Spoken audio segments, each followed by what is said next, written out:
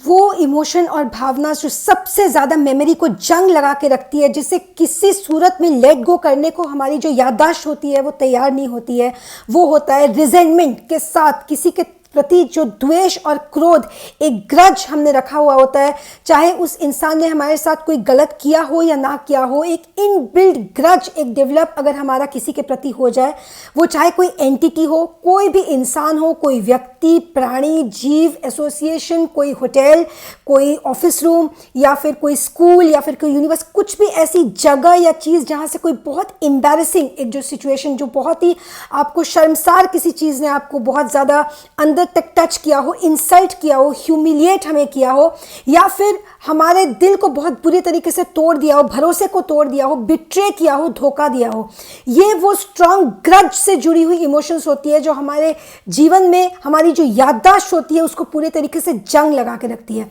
तो इससे बाहर निकलने के लिए एक चैंटिंग की जो प्रक्रिया होती है, चाहे एक जो प्रेयर रेसिटेशन बोलते हैं, प्रेयर रेसिटेशन हमें एक वो रिपीट मोड में हमारे कॉन्शियसनेस को ले जाती है कि जहाँ पे मजबूर होकर हमारे कॉन्शियसनेस की जो लिंक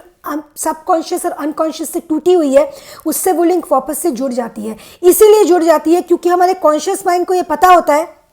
कि हम जो कर रहे हैं वो कर रहे हैं हमारे माइंड के मर्जी से, परंतु हमारे सबकॉन्शियस और अनकॉन्शियस में आपकी भूलने की हर चेष्टा जो कॉन्शियस माइंड कर रहा है, अनकॉन्शियस और सबकॉन्शियस उसे खारिज कर देती है, उसे पूरे तरीके से नकार देती है, उसे ब्लॉक कर देती है। और उन्हीं यादों में, उन्हीं जो मेमोरीज आपकी है, एम्बैरेसमेंट, इंसल्ट, ह्यूमिलिएशन, बिट्रेयल, ये जो ग्रज से स्पेशली जुड़ी हुई है, हमारे न्यूरल ऑर्गन्स, जिस तरीके से हमारे न्यूरल कनेक्शंस हमारे ब्रेन में एक्टिवेट हो रहे होते हैं, वो और भी ज़्यादा सक्रिय हो रहे होते हैं इन इमोशन से कनेक्ट होके, और हमारे सबकॉन्शियस और अनकॉन्शियस पूर्ण रूप से उसको जकड़ के बैठा हुआ होता है। चाहे ऊपरी तौर से कॉन्शियस लेवल में अगर आप जितनी भी, चाहे कोई वेकेशन पे चले जाए, घूमने फिरने चले, फ्रेंड्स के चले, कोई आप पार्टी कर ले, टाइम स्पेंड कर ले, कोई अच्छा, यहाँ तक कि अगर आप मेडिटेशन पे भी बैठ जाए, सिर्फ कॉन्शियसली एक ऊपर की परत होगी जो आपको कह रही होगी कि आप एक स्पिरिचुअल प्रैक्टिस का सहारा ले रहे हैं या फिर कोई वेकेशन कर रहे हैं या कुछ कर रहे हैं एक मुसीबत से बाहर आने के लिए। अनकॉन्शियस और सबकॉन्शियस तौर पे तब तक आप उन यादों की कैद से बाहर नहीं आ पाएंगे,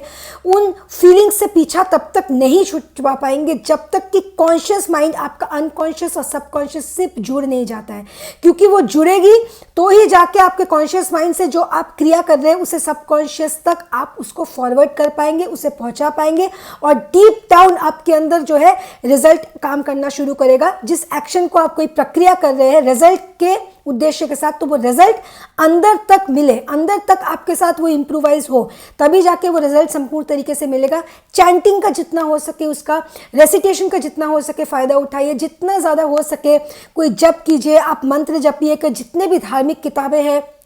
कोई श्लोक हो गई, कोई आयत हो गया, कोई बाइबल की वर्सेस, जो भी आपका धर्म है, जो भी आप धर्म की आपकी पुस्तकें, जो भी जितने भी जो चैंटिंग जितना ज़्यादा हो सके आप एक बार उसको करके देखिए। स्पेशली अगर आपके साथ रिसेंटली या पास्ट की कोई ग्रज से रिलेटेड मेमोरी अगर बैठी हुई है, जितना जल्दी हो सके उससे छुटकारा पाइए, क्योंकि जितनी आप देर करेंगे वो परत उसकी ग्रज की और भी ज़्यादा मोटी होती जाती है। कॉन्शियस लेवल पे हमें नहीं पता चलता है, परंतु हम जो क्रिया करते हैं हमारे सबकॉन्शियस और अनकॉन्शियस माइंड उस क्रिया को कंट्रोल कर रही होती है। हमें कॉन्शियस माइंड ही लगता है कि हमने अपने मर्जी से एक कप कॉफ़ी उठाया, पी लिया, लेकिन उसके पीछे की जो कहानी है कि क्यों आपको तलब आपके मन में उठी वो कॉफ़ी का ग्लास पीने की, वो जो उसकी एक पूरी कहानी होती है, वो सबकॉन्शियस और अनकॉन्शियस को ही पता होता है। तो इसको उस तरीके से कीजिए और जल्द से जल्द ऐसी टाइप की इमोशन से अपना पीछा जितना जल्दी हो सके उसे छुड़ा लीजिए।